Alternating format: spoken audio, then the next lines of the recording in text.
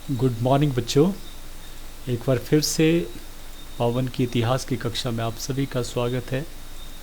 संस्कृतियों का टकराव भाग 8 में आज हम इस अध्याय से संबंधित अंतिम भाग में जो पढ़ने जा रहे हैं, उससे पहले मैं आपको ऐसी शख्सियत से मिलवाना चाहता हूँ जिसने अपनी 11 वर्ष की उम्र में एक ऐसा एहसास को पाया जो शायद दुनिया का सबसे बुरा एहसास था। बात करते हैं आज हम अलाउदाहु इक्वेदानो के बारे में। अगर इसकी पिक्चर आप देख सकते हैं, इक्वेदानो की पिक्चर जो है ये थी। इनका जन्म जो है अफ्रीका महाद्वीप में हुआ था। अफ्रीका महाद्वीप आप मानचित्र में इस तरह से देख सकते हैं, और आधुनिक नाइजीरिया जगह थी जहाँ पर इनका जन्म हुआ था, जिसमें गिनी लिखा है। ये बताते हैं अपने जो इन्होंने ऑटोबायोग्राफी लिखी थी उसमें उन्होंने लिखा जीवनी में कि जब वो मात्र 11 वर्ष के थे तो एक रात को बहुत सारे लोग आते हैं और वो उसे और उसकी बहन को ज़बरदस्ती उनके माता पिता से अलग कर देते हैं। वो रोते हैं, चिल्लाते हैं, एक दूसरे का हाथ पकड़ते हैं, लेकिन उसे ज़बरदस्ती उठा लिया जाता है, छुड़ा लिया जाता है और माता पिता देखते रह जाते हैं। और इस तरह से उनको अलग कर दिया जाता है, ले जाया जाता है उस रात में, और फिर उसे एक के बाद एक आदमी के हाथों में जो है वो आगे से दिया जाता है। उसे मालूम नहीं होता है, बच्चे को कोई पता नहीं है हो क्या रहा है। हो रहा होता है कि उसे एक जगह से दूसरी जगह बेचा जाता है, एक आदमी से दूसरा आदमी बेचता है इसके तरह से। और कहते हैं कि वो जो है कोई 4 या 5 दिनों के बाद एक बंदरगाह के पास पहुंचते हैं और वहाँ पर उसे अपनी बहन जो नज़र आती है चौथे पाँचवें दिन, तो वो बड़ा खुश होता है उसे देखकर कि कोई तो उसका अपना मिला। और उस रात कहता है वो इतने दिनों के बाद जो है बड़े ढंग से सो पाया। लेकिन सब सुबह जब उठता है तो स्थिति थी वो बहुत बदतर थी। उसकी बहन जो है वो उसके आंखों के सामने नहीं थी। उसके बाद उसने उसके कभी भी नहीं देखा, और उसे जो है उससे पहले बहुत सारे आदमियों को जंजीरों से बांधा जा चुका था, और उसके बाद उसको भी जंजीरों में बांधा गया और फिर उसके ऊपर कोड़े बरसाए गए और उसे उसके बाद जहाज़ में धकेल दिया, जहाँ पर पहले से ही बहुत सैकड़ों की तादाद में आदमी जो थे एक दूसरे के साथ सटे हुए, और उस तरह से उसे बिठा दिया जाता है। और फिर वहाँ उसे बताया जाता है कि अब वो दास के तौर पर उसे बेचा जाएगा दूसरे देशों में। तो आज हम पढ़ेंगे दास व्यापार के बारे में, या ऐसी प्रथा जो बहुत कलंक था आज चाहे वो पहले बात करें विश्व के समाज में एक कलंक भरा समय रहा वो, तो उस दौर की बात करेंगे कि दास प्रथा थी क्या थी। तो इक्वानों के बारे में भी आगे हम पढ़ते रहेंगे। दास प्रथा में सर्वप्रथम इस चित्र की बात करेंगे। ये अंगोला और ख़ास तौर पर जो कांगो का जो प्रदेश है वहाँ पर आज भी लोग इस तरह का जो है वो दृश्य बनाते हैं, कई बार ये दिखाने के लिए, लोगों को जगाने के लिए कि देखिए इस तरह का व्यवहार जो है हमारे साथ 400 वर्ष तक होता रहा, और उन 400 वर्षों में हमारे पूर्वजों ने इन देशों की तरक्की करी, इन देशों को कहाँ से कहाँ ले गए, और हमारे साथ, और हमारा जो देश था वो आज तरक्की के मायने में कहाँ खड़ा है। 2 वक्त का खाना भी नसीब नहीं होता है, लेकिन किसी के ऊपर जो है वो जूं तक नहीं रेंगती, कोई इनको दिखाने वाला नहीं होता है, कोई चैनल नहीं दिखाता है। तो इस तरह का अभद्रपूर्ण जो व्यवहार था वो 400 वर्षों तक एक सभ्य व्यक्ति, एक शिक्षित लोगों को, जो दुनिया के सबसे शिक्षित लोग थे, उनके द्वारा ये होता रहा। तो पढ़ लेते हैं दास प्रथा के बारे में। दास व्यापार आधुनिक विश्व के माथे पर एक कलंक के समान है।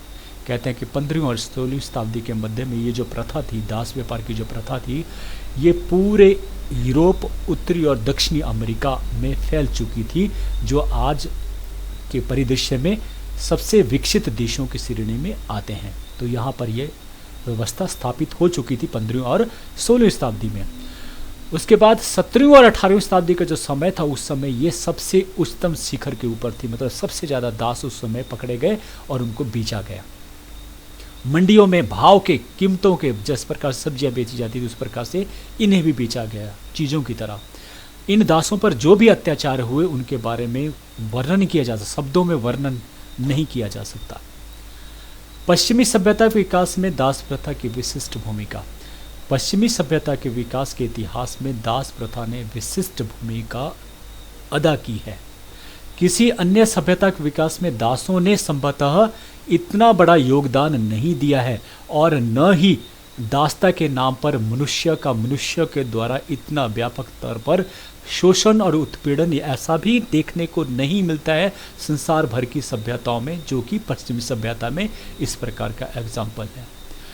पाश्चात्य सभ्यता के सभी युग, किसी की भी कोई भी युग ले लीजिए आप, प्राचीन ले लीजिए, यूनानी और रोमन समय से जब साम्राज्य हुआ करता था उस समय की बात कर लेते हैं, या मध्यकालीन की बात कर लेते हैं, आधुनिक समय की ही बात कर लेते हैं, 19वीं शताब्दी के प्रारंभ तक की बात कर लेते हैं, उस समय तक जब ये प्रथा प्रचलित थी, तो दासों ने इनकी हर एक भव्य इमारत जिसके ऊपर ये इतराते हैं विकसित देश की श्रेणी में शामिल हैं, ये सारा उनके पसीने और रक्त से उठाया और बनाया गया है।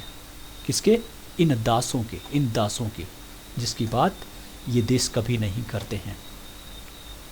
दास प्रथा का जन्म 15वीं शताब्दी में हमने पढ़ चुके हैं कि स्पेन और जो पुर्तगाल देश थे, उन्होंने बहुत सारे नाविकों को जो है दूसरे महाद्वीपों की खोज के लिए जो है भेजा, और वो सक्सेसफुल हुए, जिनका नाम जो है क्रिस्टोफर कोलंबस आता है सर्वप्रथम, जिसने बहामा द्वीप समूह की खोज करी थी। उसके बाद जो है वो हॉर्नेट कॉर्टेस की बात आती है, फ्रांसिस्को पिंजारो की बात आती है, फिर वास्को डी गामा जिसने भारतवर्ष की खोज करी। तो इन लोगों ने जैसे ही इन जगहों की खोज करी, उसी प्रकार से दास जो प्रथा थी वो उसका जन्म हो गया, उसने भी जन्म ले लिया। सर्वप्रथम कैसा हुआ कि किन लोगों को गुलाम बनाया गया, ये थोड़ा सा डिफरेंट था, क्योंकि जैसे भारतवर्ष की बात करें, भारतवर्ष में जैसे ही उन्होंने अपने पैर सारे, यहाँ के जो गरीब लोग थे उनको गुलाम बनाया गया। लेकिन कहता है उसमें वो ज़्यादा सफल नहीं हो पाए। कारण क्या थे? इनसे कार्य करवाना अत्यंत कठिन कार्य था, क्योंकि वो इसी देश के थे, उनके दादा परदादा, उनके भाई बहन सारे यहीं के ही होते थे, इसलिए जो है उनका सहारा उन्हें मिल जाता, तो इस कारण उनसे कठिन कार्य करवाना अत्यंत मुश्किल कार्य था, सहज कार्य नहीं था। दूसरा, बहुत से लोग जो यूरोपीय द्वारा फैलाई गई बीमारियों का शिकार हुए, ये लोग बीमारियां लेकर आए, इनके पास इलाज के संसाधन थे, लेकिन उन गरीब देशों के पास जो है इस प्रकार के संसाधन नहीं थे, तो वो बहुत सारे मारे जा रहे थे, तो इस कारण भी उनका आक्रोश था इन लोगों के प्रति, इसलिए भी वो उनके गुलाम नहीं बन पाए। तीसरा है, अत्याचारों के कारण अक्सर विद्रोह कर देते थे। कहते जब घोर अत्याचार इनके ऊपर होने लगते थे उन स्थानीय लोगों के ऊपर, तो वो विद्रोह भी कर देते थे, बड़े विद्रोह हो जाते थे, क्योंकि उसी जगह पर रहने वाले बहुत सारा ग्रुपिज्म हो जाता था, इकट्ठे हो जाते थे, इस प्रकार से विद्रोह भी कर देते थे, और वो मुश्किल कार्य हो जाता था उनको दबाना। चौथा है, दास भाग जाते थे तो पहचान करना मुश्किल हो जाता था। इसका एग्जाम्पल अगर मैं देना चाहूँ तो कश्मीर में बहुत सारे नौजवान जो है वो आतंक की राह पर चल चुके हैं, और ऐसे लोग एकदम से आते हैं, भारतीय जो फौज है उनके ऊपर आक्रमण करते हैं, उनको गोली बरसाते हैं और मार के चले जाते हैं, और उनका पता भी नहीं लग जाता, क्योंकि उनकी पहचान करना मुश्किल हो जाता है। उनकी शक्ल जो है सभी की एक तरह की है, वो इसी जगह के रहने वाले हैं। तो इस तरह से अब इन चार जो समस्या थी, इनको से निपटने के लिए उन्होंने क्या किया, अफ्रीका महाद्वीप को जो सबसे गरीब लोग वहाँ के थे, लाचार व्यक्ति थे, उनको चुना, और वो देखने में कैसे थे, काले, तो दूर से पहचान भी उनकी हो जाती थी, इसलिए बड़े पैमाने पर इन लोगों को दास बनाया गया, अफ्रीकी मूल के लोगों को।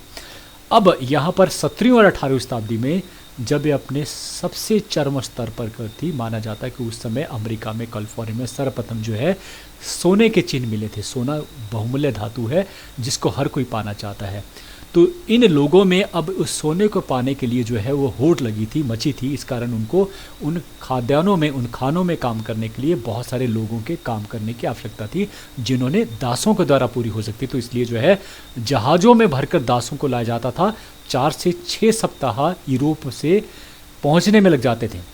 अफ्रीका से यूरोप महाद्वीप में पहुंचने में महीने से 1.5 महीना का समय लग जाता था, और रास्ते में ये दम तोड़ देते थे, या बहुत सारे लोग मारे जाते थे, या कोई आत्महत्या कर लेता था। और इनमें अधिकतर जो युवा लोग होते थे 13 से 30 साल, क्योंकि युवाओं से लंबे समय तक जो काम लिया जा सकता था, अधिक समय काम लिया जा सकता था, और इनमें 30 से 35% स्त्रियां भी शामिल होती थी।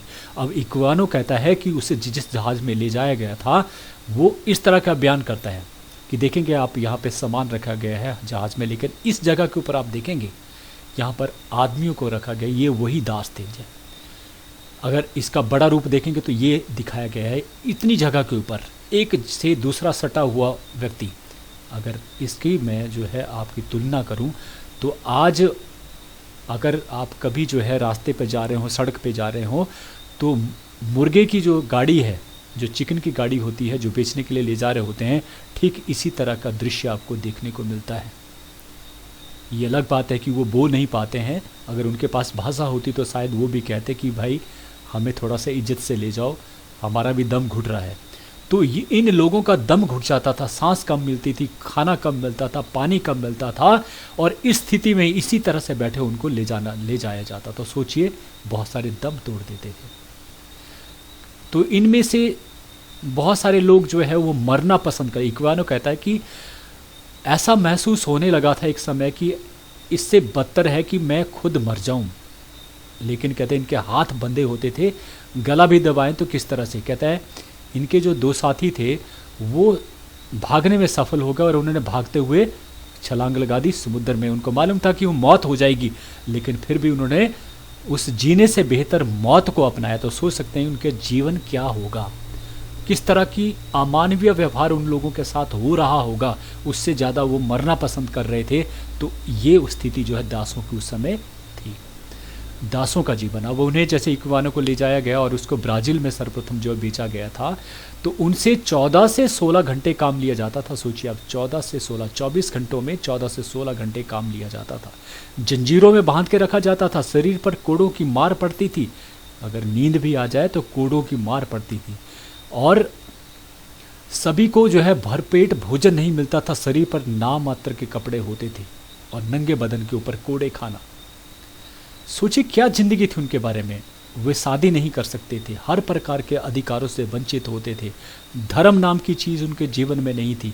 और वो धार्मिक लोग, सोच सकते हैं ये लोग धार्मिक थे, ये धार्मिक लोग जो अपने आप को विश्व के सबसे बड़े धर्म के अनुयायी मानते हैं, इन लोगों के द्वारा इन लोगों के ऊपर इस तरह का अमानवीय व्यवहार किया गया, अत्याचार किए गए। 1-2 वर्षों नहीं, 10 वर्षों नहीं, 400 वर्षों तक इसी तरह का व्यवहार, कई पीढ़ियां आती गई और इसी तरह का व्यवहार ये करते गए और अपने आप को, अपनी स्थिति को सुदृढ़ करते चले गए। कहाँ? विकसित देशों की श्रेणी में आ गए। तो ये किया गया इन लोगों के द्वारा। तो कहता है कभी भी अगर दास भागने की कोशिश करता था तो उसे गोली भी मार दी जाती थी। कोड़े तो बरसाए जाते थे, लेकिन गोली भी मार दी जाती थी भागते हुए दासों को पीछे से।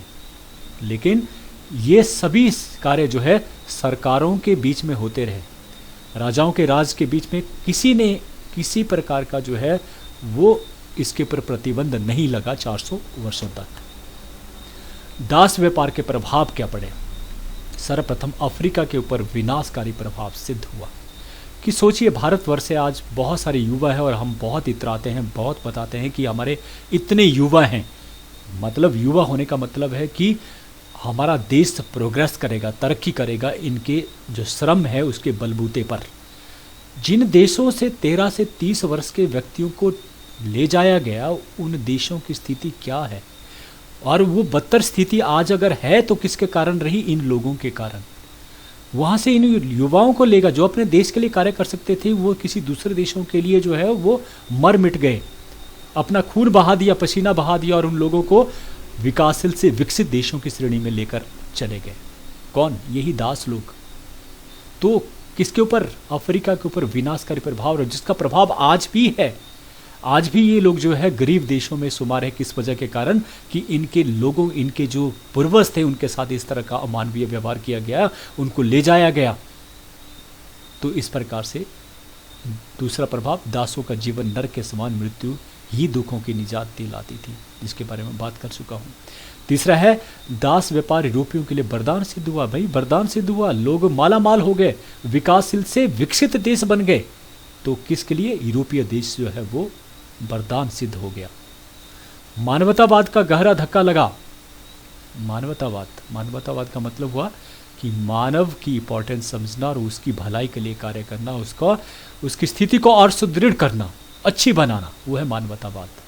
तो 400 साल तक यूरोप में, अमेरिका में, किसी भी जगह पर जो अपने को सबसे शिक्षित लोग मानते थे, वहाँ पर मानवतावाद की कोई चीज़ नहीं थी। आप देख सकते हैं एक व्यक्ति के द्वारा क्या है कि भगवान ने इसको अमीर देश में जो है वो पैदा किया और गोरा रंग दिया। इसने एक व्यक्ति जो अफ्रीकी मूल का दास है उसे कहाँ लटका दिया है? एक पेड़ के साथ लटका दिया। कितना अमानुषिक व्यवहार। तो इस प्रकार का ये कहता है दास प्रथा का शोषण ही पराकाष्ठा। ये दास प्रथा जो है शोषण की पराकाष्ठा, कोई अंत नहीं था किस प्रकार का शोषण। आप देख सकते हैं इक्वानों का भी इसी प्रकार के दृश्य रहा होगा, जब अपनी माँ से वो बिछड़ रहा होगा, माँ से बिछड़ जाना हमेशा के लिए, और वो भी कम उम्र में 11 वर्ष की आयु में, सोच सकते हैं आप। तो कहते हैं इक्वानों के बारे में बात करते हैं तो थोड़ा सा आगे एक चैप्टर ले लेते हैं, और यह है कि दास प्रथा का उन्मूलन। इक्वानों की बात चली थी तो कहते हैं कि इक्वानों का, क्योंकि वो छोटा था और फिर शरीर से भी कमज़ोर था, इसलिए जो है उसे एक के बाद एक मालिक जो है खरीदता चला गया, और अंतिम जो मालिक था वो इंग्लैंड का था। तो उस मालिक को दया धर्म का रखने वाला व्यक्ति था, तो उसने उसे थोड़ा खिलाया पिलाया और सेवा भाव से उसको जो है थोड़ा सा उसका शरीर में वो लगा, और इस तरह से वो स्वस्थ होते हुए उसने अपने मालिक की बहुत सेवा की, और मालिक बहुत खुश थे उसके कार्यों के द्वारा। कहते हैं वो उसे जो है अपने साथ, क्योंकि वो ही एक व्यापारी था और वो अपने साथ दूसरे देशों में भी ले जाता था, स्कॉटलैंड ले जाना, किसी दूसरे देश ले जाना। तो इस तरह से उसका जो है जो अगला जो जीवन था उनके साथ जो है वो अच्छा बीता। लेकिन उसने उसे जो है वो एक समय जब वो 21 वर्ष का था इक्वानो, तब उसे आज़ाद कर दिया, क्योंकि वो मानता था कि अब उसकी उम्र विवाह की होगी, इसलिए उसे आज़ाद कर दिया अच्छे लोगों के द्वारा। तो इस प्रकार से उसने निकलते ही सर्वप्रथम जो है अपनी ऑटोबायोग्राफी लिखी, अपनी जीवनी लिखी, ताकि लोग समझ जाएं कि कितना अमानसिक प्रथा है ये। तो इस तरह से इसकी जो किताबें थी वो भी लोगों के ऊपर जो है जादुई प्रभाव पड़ा, और इस प्रकार से मानते हैं कि हर देश में अच्छे लोग भी होते हैं, बुरे लोग भी होते हैं। तो उस समय अच्छे लोगों की जो संख्या थी वो बढ़ रही थी, और इस कारण क्या था, इस कुप्रथा के विरुद्ध आवाज़ उठ रही थी। मीडिया भी सामने लगा, अब आधुनिक समय आ गया था, पेपर छप रहे थे। इस कारण क्या था, अब ये इस व्यवस्था के विरुद्ध आवाज़ें उठने लगी थी।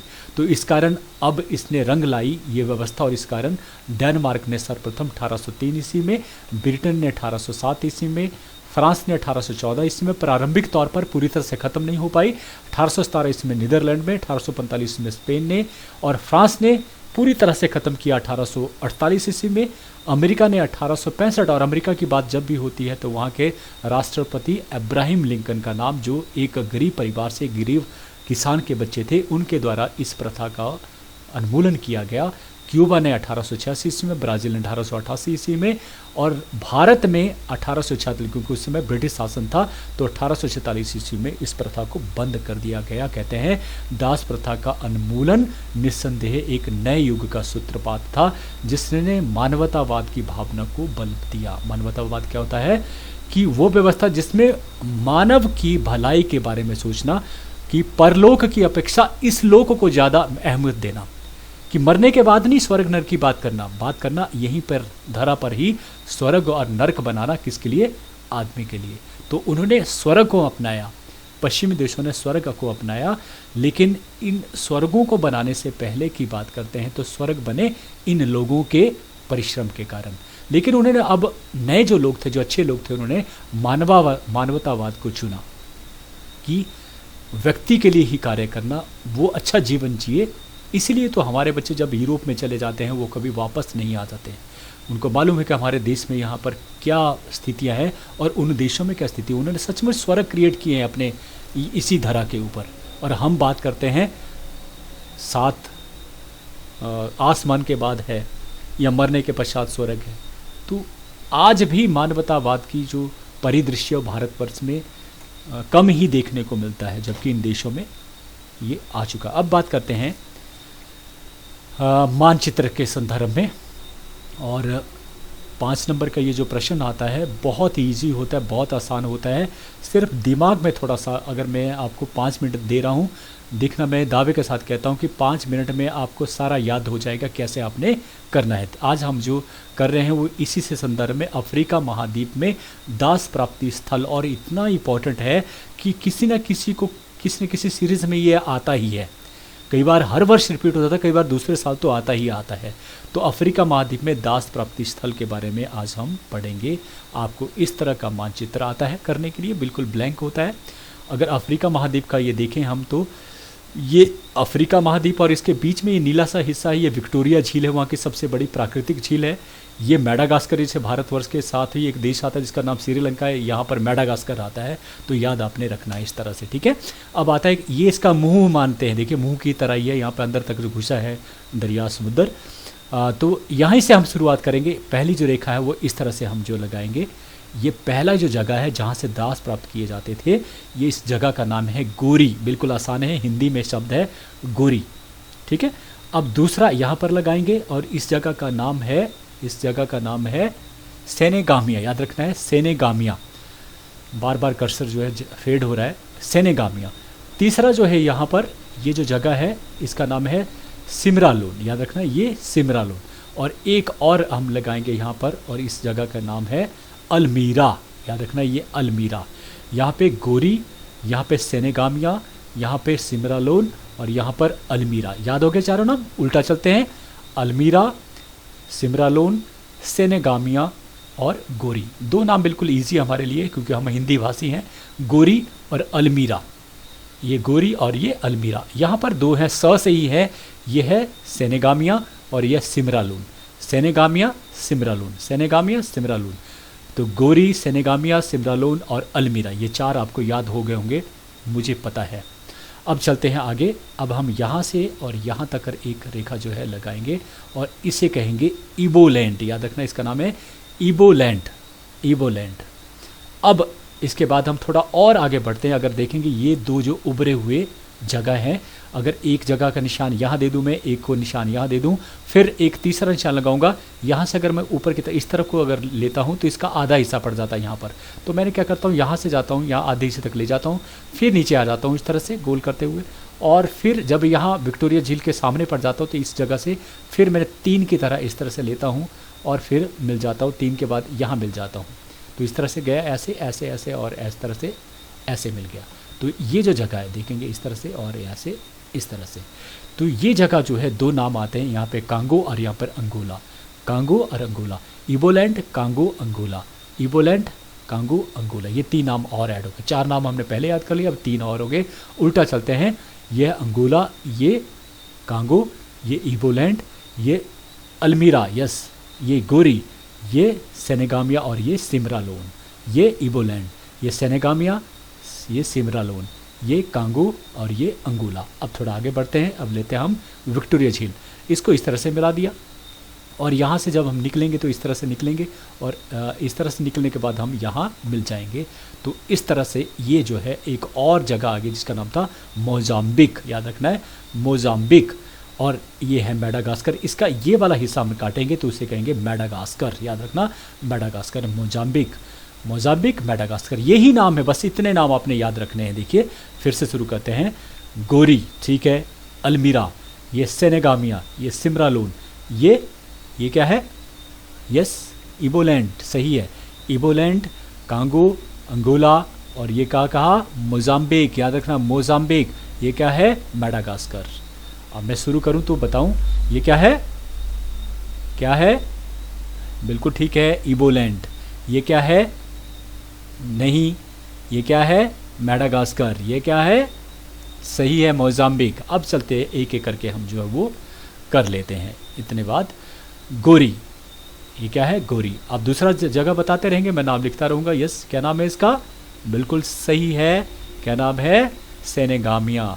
तीसरी जो जगह उसका नाम क्या है, सही है, तीसरा, यस यस सही है, इसका नाम है सिमरालोन। और चौथा इसका नाम क्या है, अल्मीरा, बिल्कुल सही है। ये क्या है आगे, ये है इबोलैंड, सही है। ये क्या है, कांगो, बिल्कुल। ये क्या है, अंगोला, शाबाश। ये क्या है, मोजाम्बिक, सही है। और ये क्या है, मेडागास्कर, सही बोला आपने सभी ने। तो इस प्रकार ये सभी नाम लिखने के बाद इसी तरह से लिखना, कोई टेढ़ा मेढ़ा नहीं करना है, नाम को बिल्कुल सीधे लिखना है। और अगर आपका नाम थोड़ा दूर रहता तो आप उसको यहाँ लाइन भी खींच सकते हैं कि ये है अल्मीरा, ये सिमरालोन है, ये सेनेगामिया है। तो इसके पश्चात आप बात करते हैं कि इन देशों से किन जगहों पर दासों को जो है वो भेजा जाता है, किस किस जगह से पकड़ कर जो है ले जाया जाता। पहले करते हैं गोरी से प्रारंभ, गोरी से इस तरह से तीर लगाएंगे, फिर सेनेगामिया से और फिर इबोलैंड से। ये 3 जगहें थी जहाँ से ऊपर की तरफ, ऊपर को पड़ता है हमारा यूरोपीय महाद्वीप, तो यूरोप महाद्वीप के लिए यहाँ से दास भेजे जाते हैं। कहाँ से? गोरी, सेनेगामिया और इबोलैंड। अब आता है नीचे की तरफ को, अब लेते हैं सेनेगामिया, सिमरालोन और अल्मीरा और साथ में इबोलैंड। इन 4 जगह से दासों को भेजा जाता था ऊपर की तरफ को यहाँ पे, और यहाँ पर था उत्तरी अमेरिका। उत्तरी अमेरिका के अलावा था बहामा द्वीप समूह, जिन्हें कैरिबियन द्वीप कहा जाता था, इन जगह के ऊपर भेजा जाता था बहामा द्वीप समूह। और उत्तरी अमेरिका के लिए इन जगह के ऊपर, इन चारों जगह से भेजे जाते थे दास। तो केवल जो सेनेगामिया है वहाँ के लिए, यूरोप के लिए भेजे जाते थे, और बहामा द्वीप या उत्तरी अमेरिका के लिए भी भेजे जाते थे। अब बात करते हैं दक्षिणी अमेरिका के लिए कहाँ से भेजे जाते थे। ये आता है अंगोला और मैडागास्कर। अंगोला और मैडागास्कर जो है, इन जगह से दासों को पकड़कर कहाँ भेजा जाता था? दक्षिणी अमेरिका के लिए। और इसके अलावा इबोलैंड का एग्जाम्पल जो है वो हमने किया है कि किसकी बात आई थी। हाँ, यस, बिल्कुल याद रखना है आपने इसको हमेशा, अलाउदाहू इक्वानो। तो इसके पश्चात अब बात करते हैं इन 2 जगह जो बचा थे, कांगो और मोजाम्बिक की।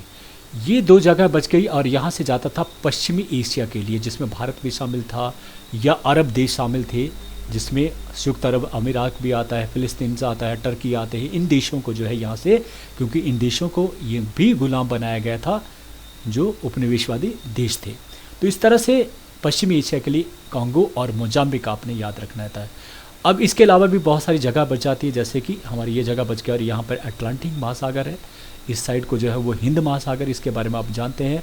भारत के दक्षिण में भी हिंद महासागर पड़ता है, तो वही हिंद महासागर अफ्रीका तक पड़ता है, तो इस प्रकार से हिंद महासागर। और यहाँ पर भूमध्य सागर, उत्तर की दिशा में भूमध्य महासागर जो है वो अफ्रीका के उत्तर की दिशा में आता है।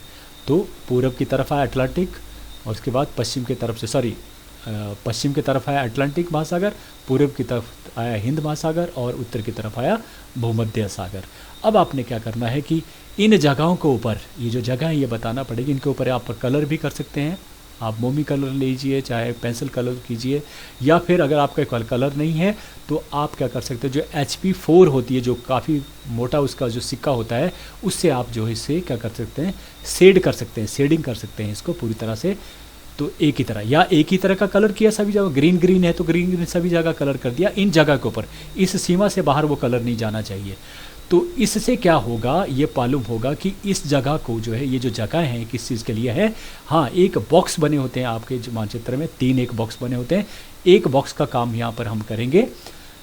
यहाँ पे क्या करेंगे, जो कलर यहाँ किया होगा, अगर शेड की होगी तो शेड करेंगे। कई बार बच्चे लाइनें लगाते हैं, तो लाइनें भी आप लगा सकते हैं, तो यहाँ भी लाइन ही लगाएंगे। फिर जो यहाँ करेंगे वैसा आपने यहाँ पर करना, और लिखना क्या है, दास प्राप्ति स्थल। मतलब ये जो जगह है क्या है, जो रंग बताया गया है, ये रंग दिखाता है कि ये क्या है, ये दास प्राप्ति स्थल है। यहाँ से दास जो है वो ले जाए जाते थे, बेचे जाते थे और जगह के ऊपर। ठीक है, तो इतना काम करने के पश्चात आपके 5 नंबर कहीं नहीं जाते हैं, साफ सुथरा काम करेंगे तो।